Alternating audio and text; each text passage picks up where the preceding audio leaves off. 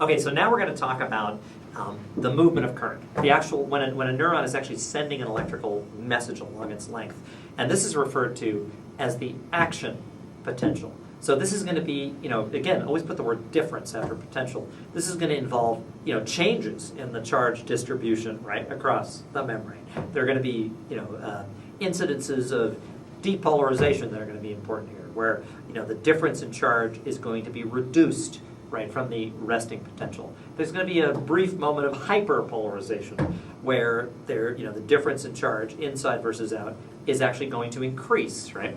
So the action potential, it turns out, will depend upon the ability of charges to cross the membrane, right? Changes in the ability of charges to cross the membrane.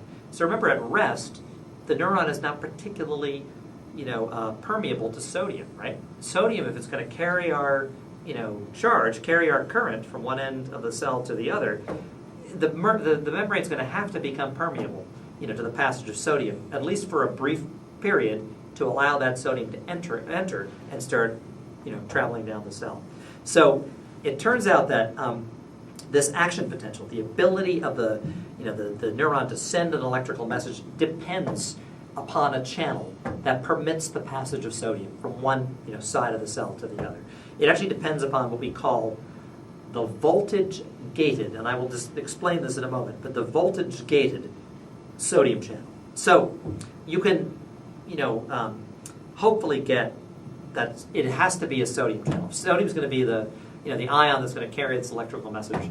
Sodium has to, enter from outside the cell and come in, and then start heading down, right? So the channel that, the ion channel that's going to be important is going to be a sodium channel, at least for initiating this action potential. This voltage gating refers to the fact that under some conditions, right, this channel is blocked, is closed to the passage of sodium. One of those conditions, of course, would be the resting potential. At the resting potential, these voltage-gated sodium channels are gated. They're closed. Nothing can get through them. No sodium can go through. But under other conditions, and those conditions are going to involve changes in the potential difference, right? Changes in the voltage across the membrane. This channel is going to open and permit the passage of sodium, from the outside to the inside. And remember, it's going to be driven, of course, by our electrical force, right? And by our concentration gradient force when it has an option to cross. So this voltage-gated sodium channel is a protein. It's embedded in your membrane, right?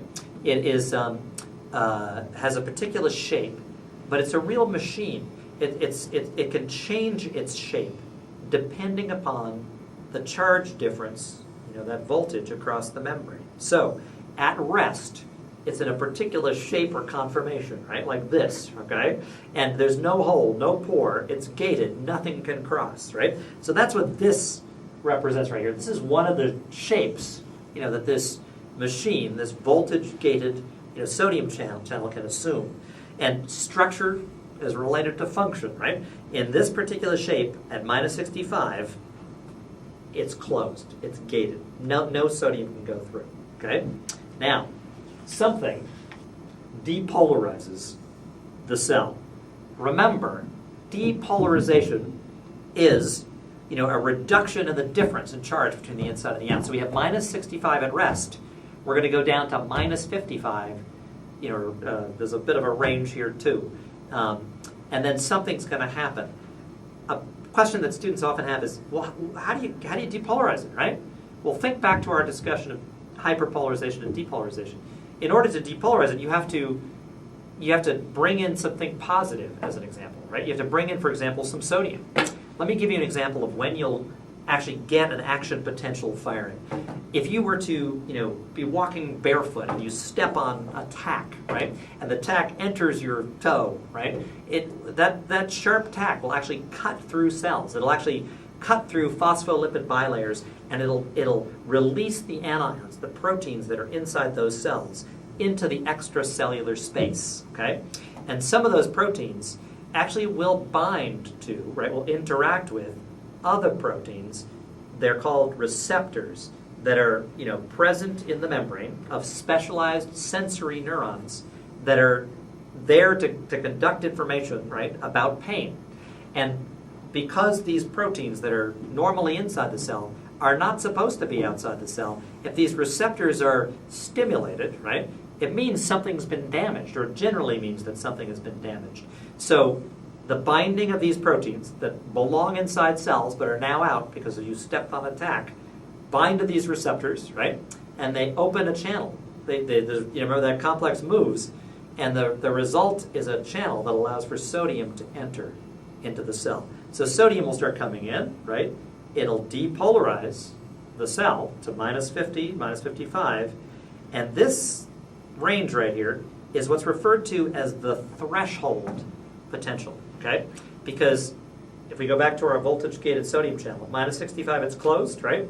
So you step on a tack, you open a couple of sodium channels, you depolarize. At -55, this thing is going to shift its shape. It's going to go and open a channel that will let sodium pass through. Let me just explain why it's doing this. This protein is made up of amino acids, and it's a big machine with some positive charges here, some negative charges here. It's this big charged structure, right? And it's sitting in this charged environment, right? It's got a certain number of positive charges outside, a certain number of negative charges on the inside. It's pulled and tugged in various ways by that difference in charge across the membrane. So it'll assume a particular shape at -65. At -55, it's pulled and tugged differently, and it sort of shifts suddenly into a new conformation or a new structural shape, actually. And that new structure has consequences. It has an open hole, a channel from the inside of the cell to the outside. And so sodium will rush from one side, from the outside, driven by the electrical force and the concentration gradient force, into the cell. Now, as it does so, sodium, remember, is a charged substance, right? It's a charged ion. It's positively charged. So as you bring positively charged, ions inside the cell, you are going to be further depolarizing. You're going to be changing that, difference in charge across the membrane. Again, reducing it. It's going to go from -55 to, it'll actually go with the opposite. It'll become briefly positive on the inside. It'll go all the way to +20 on the inside as all that sodium comes rushing in. And as you're changing the charge relationship across the membrane, you're going to have charges pulling and tugging on this structure, in a different way, right? So -65, it's closed, right? -55, the threshold, it opens suddenly, and then the sodium streams in further, changing the relationship across the membrane, and it shifts into a third conformation. That's what number 3 represents here. And this third conformation, it's closed, but it's not the same as the first the first structural, first structure. It's closed, but it cannot reopen. It will not reopen at -55. It will not reopen at that threshold unless you first return to the resting potential, to -65. When you get back to the resting potential, this thing will reset and be ready to go, at threshold, the next time you depolarize to -55.